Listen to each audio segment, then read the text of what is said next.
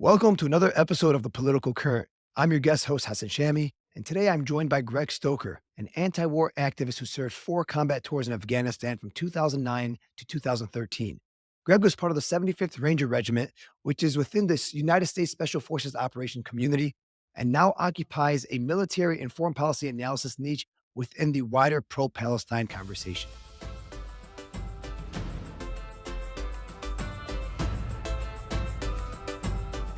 Greg, thank you for joining us today on TMJ's podcast. Great to be here. Thank No you. problem. So today's inauguration day, and Trump is officially taking office. You have said that you believe that Trump is the one who facilitated the ceasefire in Gaza.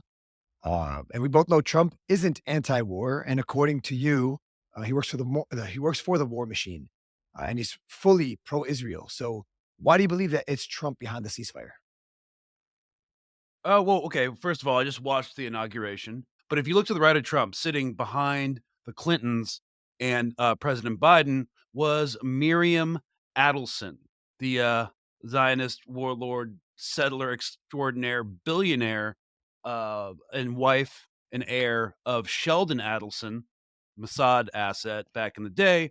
And her big one overriding uh, objective is the complete annexation of the West Bank, which she, of course, wants to just call Judea and Samaria.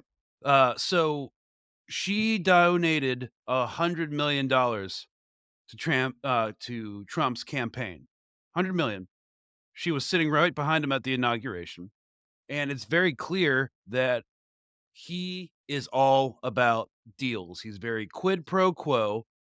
You do this for me, I'll do this for you. So it seems overwhelmingly likely that he pressured Netanyahu into a ceasefire in Gaza with the bargaining chip of I will give you political cover to annex the West Bank over the next 4 years. So you think Trump and Netanyahu still have that solid relationship between each other?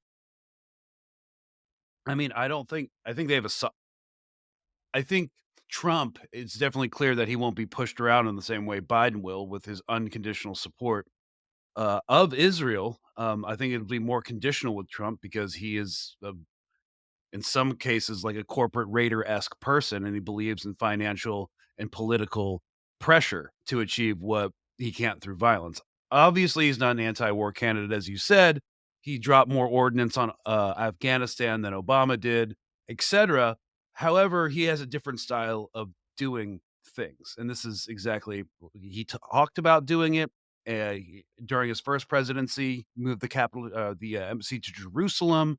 He's been a big proponent of the settlements within the West Bank, and he wants to style himself as an anti-war candidate. He wants a Nobel Peace Prize, and he wants the Israel Saudi normalization process to go forward because he has a lot of business interests in both countries and that he's Speaking about involved. business interests, we've read recently that Jared Kushner increased his stake in the company for the settlements in the West Bank. So you believe pushing the ceasefire, Israel's still going to benefit by maybe Trump helping them annex the entire West Bank? There's a number of reasons why the ceasefire happened. First of all, the Israeli military has not accomplished any of its primary objectives post October 7th to defeat Hamas, to recover the hostages through military action, and to make sure Hamas was no longer viable as a political entity. All of those have been resounding failures. They've been taking mass casualty events in Gaza every day. They've lost a lot. Their military, despite them marketing themselves as victorious, have not won. It's a basic principle of fourth generation asymmetrical warfare, which is basically warfare where one side has a conventional military with artillery, tanks, armor, hundreds of thousands of soldiers against a smaller force with small arms and uh, flip flops. That's basically the basic premise of asymmetrical warfare. Is if you are the conventional military and you are the occupational force, you actually have to win because the second you withdraw, you are defeated. So um, you can see this in Vietnam play out. It was completely asymmetrical warfare. The Viet Cong had no real substantive air force, armor divisions, anything like that. All they had to do was to just not lose. And we are seeing a similar situation here in Gaza. They know deep down, if you read Hebrew media every day that this was a defeat. There's an op-ed in Haaretz, which I think I have pulled up on one of my windows. Fireworks, flowers, and Sinwar. This was published today in Haaretz as an op-ed. Hamas wins big in West Bank as Palestinian prisoners are released.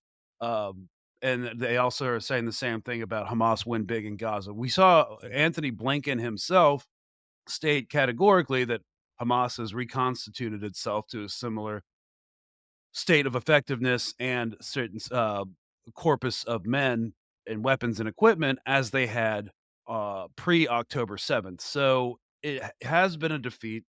Trump doesn't want to keep funding losers. That's like his big thing. Like to the point where he has made fun of United States veterans who were captured during war. So, yeah, it's just not a situation he wants to deal with in his presidency. And of course, he is beholden to Miriam Adelson and other Zionist influences, and he is in with the corporate oligarchs who have vested interests within the Israeli security, tech, and cyber state as well. So he is definitely pro-Israel max.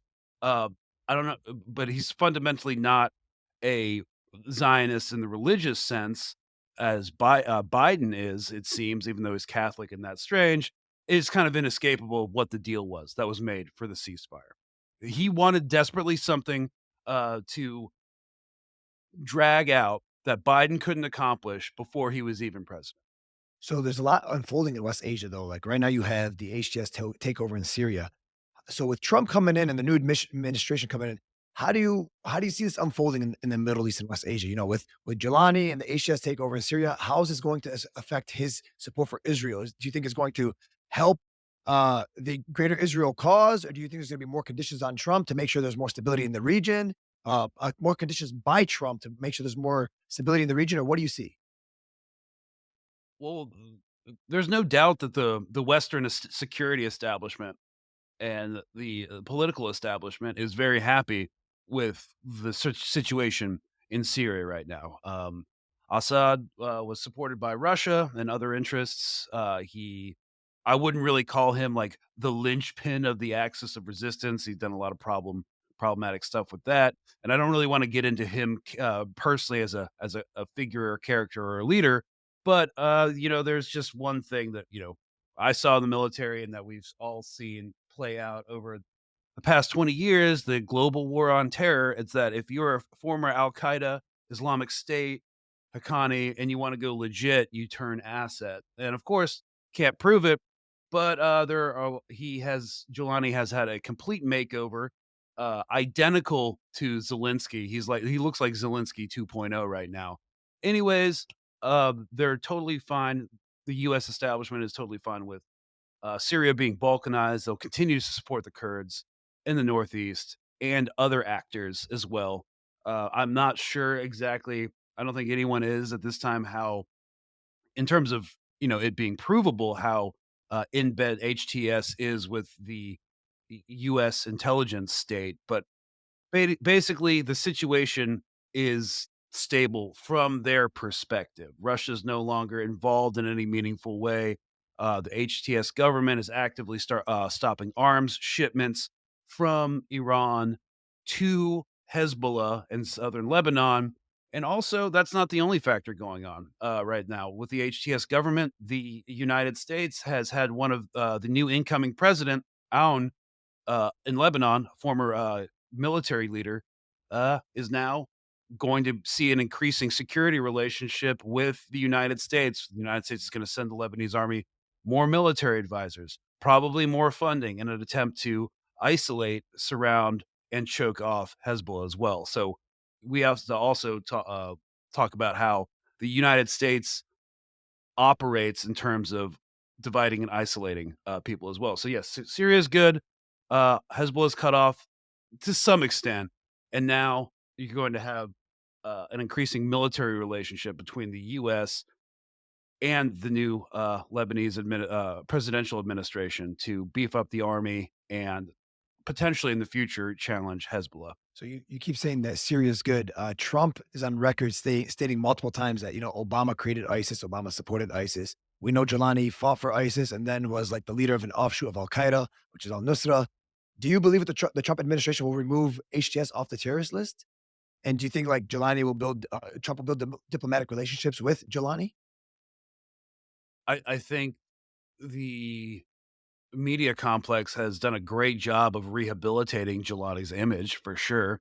Uh, I don't think his supporters really care all that much about what the facts are. They'll pretty much just go along with what he says in the future. The terror watch list, that's tricky. I don't know how exactly they're going to play it, but keeping them on the terror watch list is a great carrot and stick technique. Y you can dangle it in front of the Syrian government for diplomatic concessions. So I think they're gonna continue at least to have that designation, at least for the time being, until they see how the new government shapes and what influence they can exert over the new incoming HTS government over the next few months. I want to shift back a little to Israel again. So, um, I want to speak a little bit about public opinion and support for Israel. We've seen that, with social media and whatnot over the last 15 months, public opinion has completely shifted to where it used to be, especially with the youth and whatnot. But you've also stated that guys like Dan Bilzerian, who go on Pierce Morgan and are anti-Israel and anti-Zionism are actually hurting the Palestinian cause. Can you elaborate a little bit on that? I think it was a little bit more nuanced, than me saying it's hurting the Palestinian cause. I do think that there are certain aspects of people who are straight up white supremacists being pro Palestine, not necessarily pro Palestine, but anti Israel for perhaps not necessarily all the wrong reasons, but white supremacy is definitely part of it. Legitimate anti Semitism is definitely a part of it. And it does feed in to Zionist propaganda that keeps so many people in Zionism is that they are completely unsafe. Anti Semitism is violent and real. And without the existence of Israel, we would all be massacred. And, first of all, when it comes to what's happened over the past 15 months, is that people actually know what the conflict is all about. And that's the beginning of the end for Israel.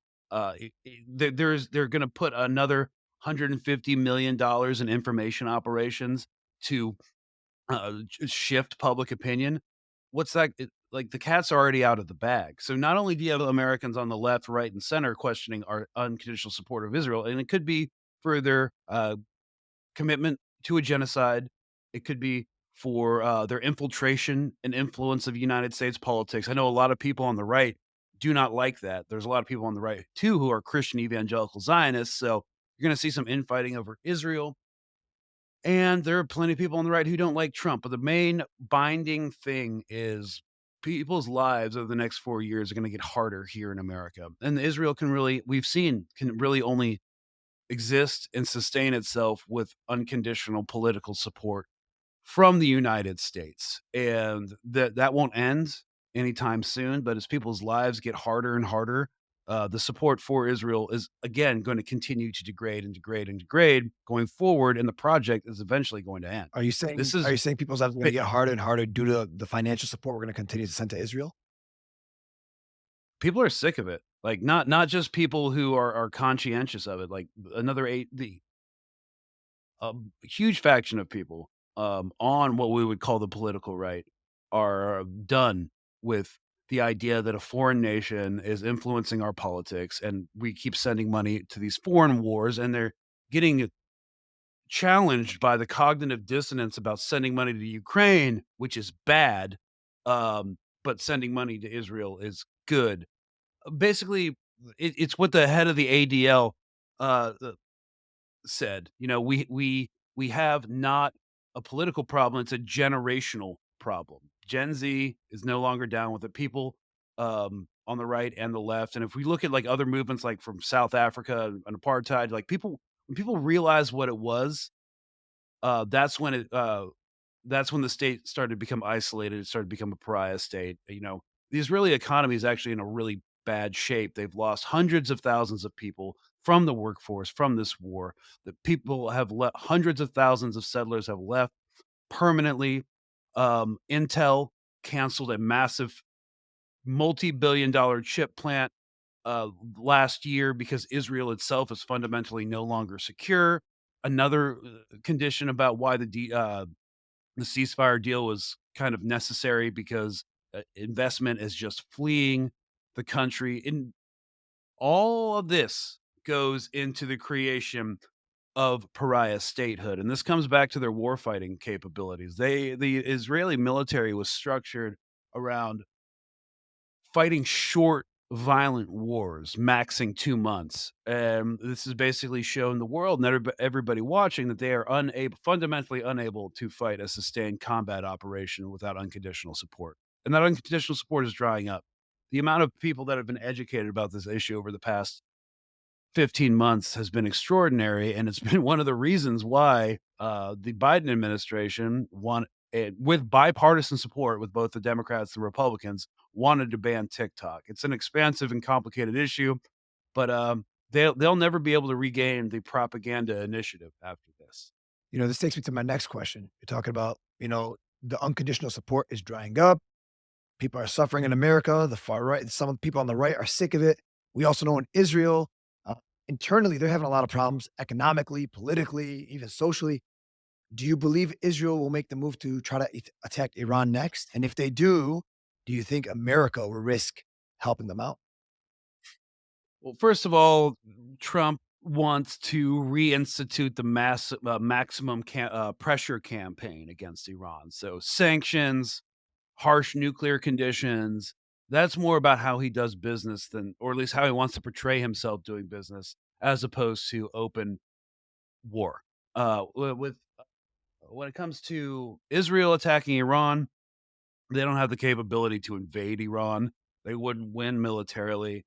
In order to strike targets in Iran, we have seen that they need American assistance because most of their fighter bombers cannot actually get to Iran and back to Israel without being refueled by Stratofortress carriers, basically refueling in air. And they don't have the refueling capabilities, so they had to use when they did bomb Iran with F-35s, American planes, they had to use American Strato tankers to refuel over most likely Iraqi airspace. So, in order to even attack Iran, they're gonna have to be completely in lockstep with the current Trump administration, and he's not an anti-war candidate, but I think he's an anti-war candidate right now, for the time being, and the Israeli military is not in a place where it can open up another front at all. So, I'm not really concerned about a war with Iran right now. It kind of feels like the first phase of the new World War III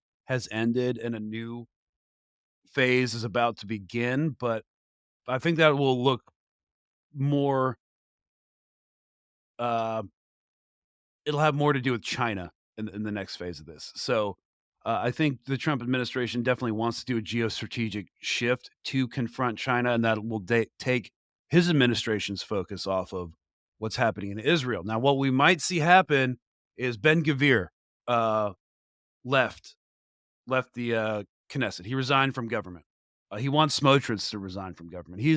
Netanyahu is losing his far right power base, and so he's kind of hanging on to political power now by promising to keep the war going after the hostage deal. Yeah, we he basically has just been treading water for the past more than a year, ever since he got hit with the corruption charges for trying to overturn the Supreme Court. But what we're going to see, I believe, is they're going to try to, in the coming months, years, rebrand the government in a more like moderate, liberal Zionist way than this right wing. It's like, we did a bad thing, but now we've changed our ways. And I can see that being a savvy political thrust for them going forward, but we'll actually see if it happens. But he is losing his far right power base right now. And we're seeing like societal fabric kind of start to unravel. There have been clashes in the West Bank between police and settlers protesting against the ceasefire deal. There's been a massive backlash against it, and yeah, we're just going to see how that situation develops. But the, just like in America, like Israel is not in a stable place, social cultural place right now. So we've seen like, all right, so the ceasefire happens in Lebanon. Days later, HTS takeover in Syria. It seemed as if Israel's clawing out of defeat to victory. And then you see a ceasefire happening right now in Gaza. and now people are saying Israel's been defeated. I mean, Hebrew media, like you stated, is saying it was a complete defeat. There's a lot of turmoil going on. You don't believe Israel is going to be able to attack Iran. So, what do you see is the future for the greater Israel plan? Because the Trump administration is still pro-Israel. There's a greater Israel plan that we all know about. How do you see this going forward? Because the axis of resistance is still intact. Yes, Syria may have fallen, but there's still the resistance groups in the area. So how do you see what do you see for the future of the greater Israel plan? Well, they've seized more land, expanding from the Golan Heights into Syria. It's what I said when the ceasefire happened and they started invading. It was like, well, if you can't take territory in Lebanon because Hezbollah is still there, you may as well take territory in Syria. But that's the only place they can take it. It's the Greater Israel Plan is now focused on the West Bank mostly. So, w but, like, even if they wanted to, where could they viably expand? Uh, into Jordan? No, Jordan's one of our greatest allies in the region. The Hashemite monarchy was installed by the CIA. Uh, you know, uh, uh, the king is one of the best friends of a U.S. general. He was just in Oklahoma last year, I believe, hanging out at his ranch. Like, Jordan's our ally. The monarchy is our ally. Into Egypt, no. Egypt has been actively supporting Israel, increasing like grain shipments and other imports during this destructive, murderous campaign in Gaza. And also, the Egyptian government's indebted half a world away to the IMF and World Bank, and there's a bunch of Saudi and Emirati development projects going on in Egypt. They're not going to want Israel to mess with that.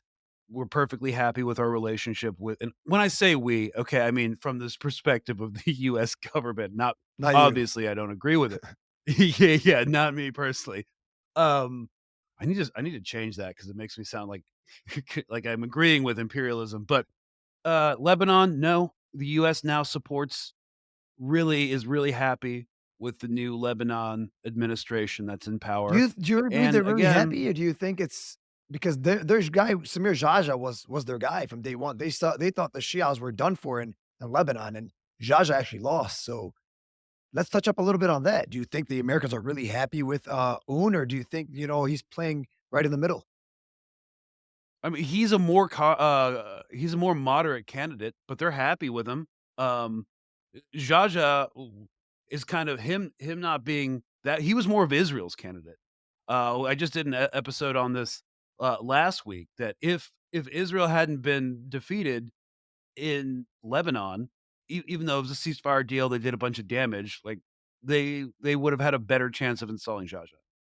And I think it's kind of a testament that he was the middle of the road candidate that a lot of other foreign interests were able to accept, because they didn't win.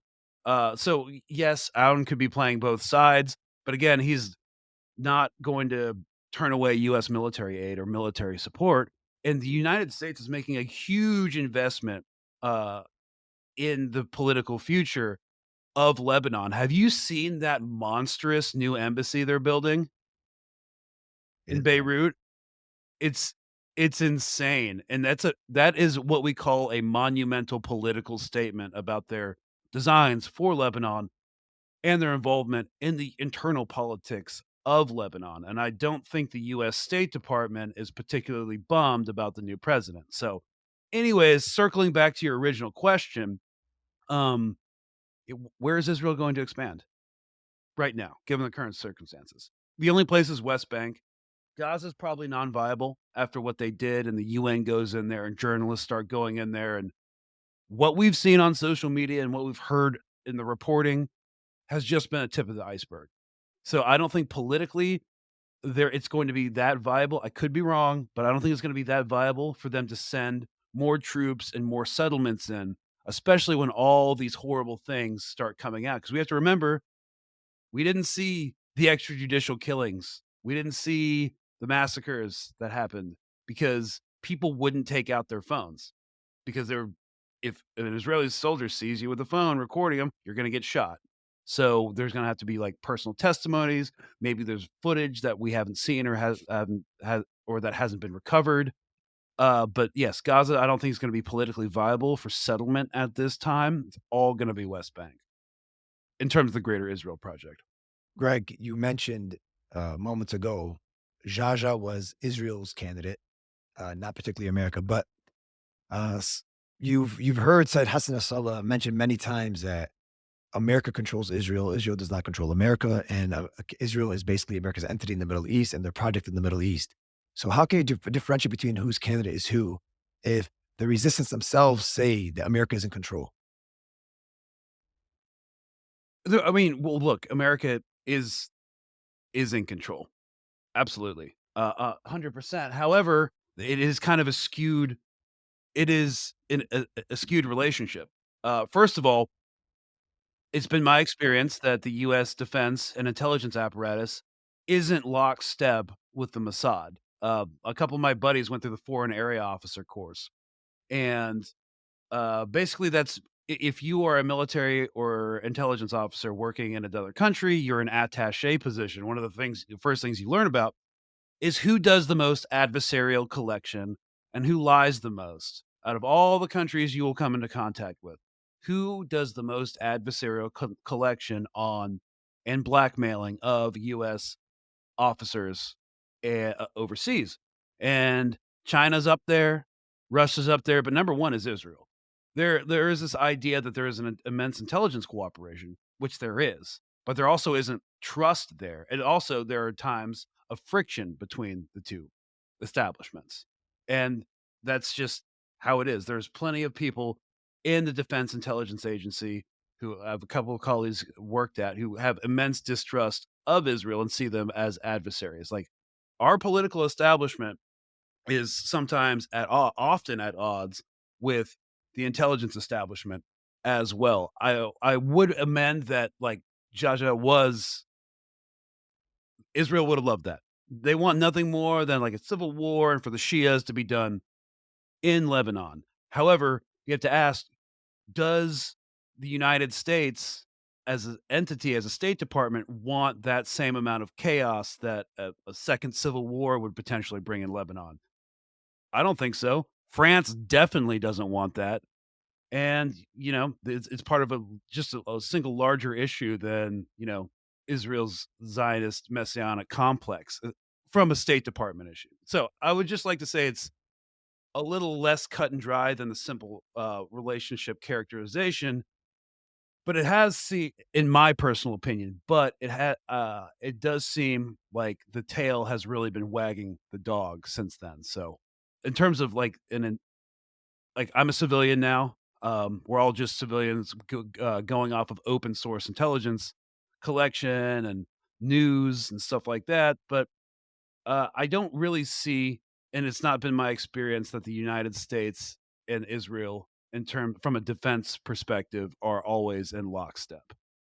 Fair enough. Fair enough. Sorry, that was kind of a No, complicated no, no, no. answer, but It makes sense. I know It there's a makes lot of sense. stuff But going on. Yeah. no, no, it makes sense, but you always hear both sides. You hear one side say, Israel controls America with the lobbyists, with AIPAC, they bought Congress, and then on the other end, the resistance are saying, no, no, no, this is America's project. This is their entity. Basically, they're expanding Okay. their Yeah. base in the Middle East, and it goes both ways. Mhm. It goes both ways, and we know Yeah. for decades. I mean, even with the attack of the USS Liberty, like there was always some form of blackmail, always a form of something with the Mossad and the IDF against America to have a little bit of control. So I'd say it's a lot more complex than everybody thinks. And even within America, there is an agreement, like you said, between intelligence and the political part.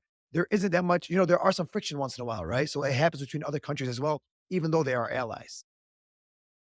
I would like to state, I mean, that is how I characterize the current relationship, one of like complexity. But the reason Israel exists in the first place isn't that complicated. Yes, every colonial project has its own diverse history, but this one was because we wanted an aircraft carrier in the Middle East and Cyprus wasn't good enough, so let's have it be Israel. At that time, the Saudi wasn't such a massive energy partner during the post World War II era. We still wanted access to Iran's oil fields, and we still wanted to control West Asia, which sits strategically at the confluence of three different continents. And Israel was a convenient way to do that. Now, during its creation, there were plenty of people plenty of generals who won the Americans portion of World War II, who advised against its creation, who said, if you create Israel, and we actually pulled this document, it's called the Problem of Palestine. Uh, it was written to President then Truman, saying that if you create this state, if you partition Palestine, and this is from the Joint Chiefs at the time in 1947, you will destabilize the Middle East to such an extent that the colony of Israel could only be sustained through military force. It'll alienate a lot of allies in the region, and this problem will not go away. And, they were right. But however, it does serve the overriding imperial purpose. And so the creation and the implementation of it, very simple. But the relationship between the US and Israel has gotten a lot more complex since 1948. I'm glad you cleared that up because we could say at the Yeah. root issue, yes, it was a creation and a project by the West for so and so. Now, with that being said, that is why the resistance came, right? So there was no resistance pre 1948. There was no Hezbollah, there was no Hamas there and whatnot. And then during the proxy war of Syria from 2010 to the 14-year proxy war, you've seen that a lot of the resistance who were working together formed this axis of resistance. Now, with the fall of Syria, the fall of Bashar al-Assad, some are saying the axis of resistance is gone, it's done. What are your thoughts on that? It's entering a new phase. That was a vital supply line, and it was a blow.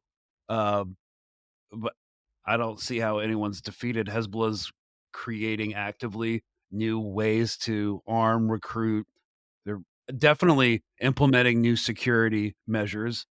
The security situation in southern Lebanon's a nightmare. It's just full of spies and adversarial collection agents and stuff. But they're going to try to redo their entire operational security infrastructure after the pager and cell phone attacks, and how they were somehow able to target all their second tier commanders and Nasrallah himself.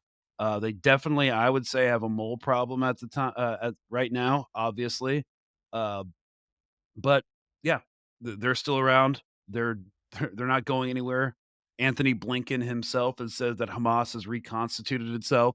The Houthis aren't backing down. You still have the popular militarization units in Iraq that haven't even been touched significantly yet. Yeah, okay, so people say that, but I don't know. In my experience, fighting admittedly illegal, counterinsurgency operations in Afghanistan for years. I see no compelling reason why to think these groups are going anywhere. In fact, if anyone's weaker, it's Israel. So, yeah, I mean, I know a lot of emotions were running high about Syria. It's a really complicated issue. Uh, but yeah, it's definitely not the end of the world. And it does change the strategic situation, but again, bottom line, those groups, they're not going anywhere. Not like I don't think the US Israeli plan to isolate Hezbollah, starve it off, and then take complete control of Lebanon is gonna happen. So, You're a US veteran, and you've gained a huge following and a lot of recognition for, anti-war activism, pro-Palestine, anti-Israel. Some people say that, you betrayed your country. How do you respond to that? well, we started this Colonial Outcasts podcast because we're a couple of like white dudes, and when you come from like a space of like white supremacy and you're like, hey guys, maybe imperialism is also bad, and maybe white supremacy is also bad for the white supremacists, you get called like race traitor, and people think there's something wrong with you. And not all people, but that's definitely a thought uh that people that are so plugged into the US propaganda and who are predominantly white see it. So we were like, "Oh, we're just gonna call because we're gonna talk about imperialism in the context of, like, being, like, white dudes that used to serve for the empire," and so that's why we called it Colonial Outcasts. Yeah. Race traitor, betrayer of uniform, at least I'm not a class traitor, though, so that's cool. I mean, what are you gonna do? I try to educate them on how all these ignorant prejudice, bigoted ideologies are bad for him, but, as well, but it's an uphill battle. So, yeah, definitely You're a experienced man of that. truth. You're a man of truth. It is what it is. Well, I try to be, but we're all still learning. Yeah, yep. So, yeah, we were just at the, Senate Armed Services Committee. Yeah, tell What me was it? about that. You know, Last week. you and a few other veterans, interrupted it. What is Tell me a little about what do you feel like you guys accomplished, at the hearing, at the committee hearing? Well, first of all, voting and protesting and disrupting are some of the least effective ways of pushing for political change. We still do them because we want to agitate, educate, and mobilize eventually, but it's just part of the long process. So I'm an anti-war activist veteran, so I take a lot of notes from the Vietnam backlash. And if you're not that familiar with American history, or if the audience is not familiar with American history, it's 1968, I believe, was when when the US government, like, had the massive no holds barred invasion of Vietnam. The United States government had been kind of funding and bankrolling this really pro-business fascist government in South Vietnam that was opposed to North Vietnamese who were communists called the Viet Cong and stuff. And so anyways, there was a lot of support initially for the Vietnam War. A lot of Americans thought that the Korean War was also a victory. It ended in a treaty. It was not. Um, but yeah, the main combat engagement began in 1968, and it took about 8 to 10 years of massive protests, intersectional protests, like workers' unions, um, Black Panthers, civil rights movements, climate change activists, and actual lobbying against the Vietnam War in Congress, in the Senate, with money that could challenge the military industrial complex to end the war. So, trying to raise awareness after that, it does take time. These things take a lot of time, and we're trying to normalize it for other veterans because, like, when it came to protesting the Vietnam War, the largest contingent or the most significant contingent of the anti-war movement were actually veterans. So a lot of government propaganda went into painting the anti-war movement in Vietnam as a bunch of like long-haired, drug-taking hippies that were against the war. And that's so people don't have this no longer have this idea about what the Vietnam backlash really was, and it was effective. They started talking about really radical things like class and race and solidarity, which the government really didn't like.